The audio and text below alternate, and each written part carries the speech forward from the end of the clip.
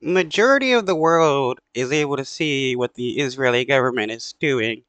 No matter how much they scream Hamas, it will never justify anything, and most of the world will not accept such justifications for causing a genocide. It is truly insane how far they're willing to go in order to try to justify the genocide of Palestinians, as well as how far uh, leaders in the United States will go to justify the genocide by the Israeli government, all the while screaming how bad genocide is. Representative of Japan. Thank you, Mr. President. I also thank USG DiCaro and Director Doughton for their briefings.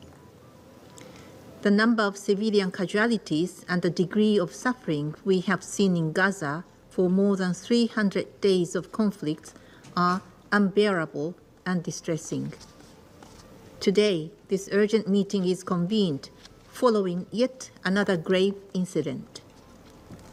Japan expresses its deep concern over the loss of many civilian lives and injuries caused by the Israeli airstrikes on Al-Tabain school last Saturday.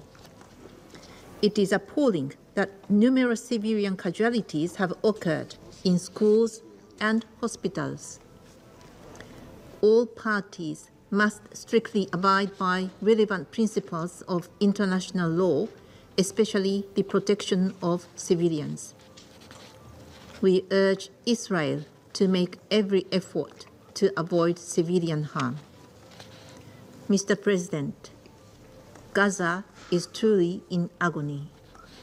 Nearly 1.9 million people are forcibly displaced due to the repeated evacuation order by Israel, fleeing again and again to places where life is barely tenable. Japan is deeply worried about the significant shortage of food, medicine, fuel, and other basic necessities in Gaza.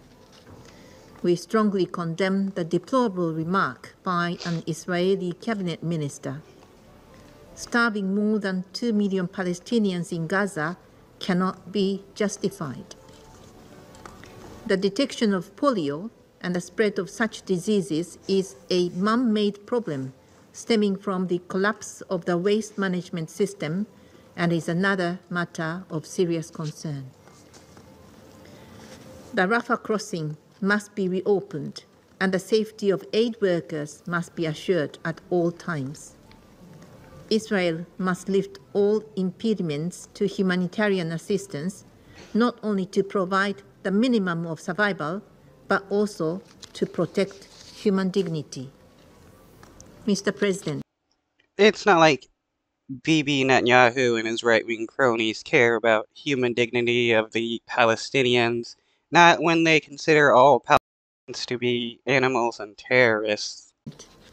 The still unfolding tragedy confirms that three things that this Council called for in Resolution 2735 must be achieved now without any further delay, namely, an immediate ceasefire, the release of all remaining hostages, and the expansion of aid delivery across Gaza at scale.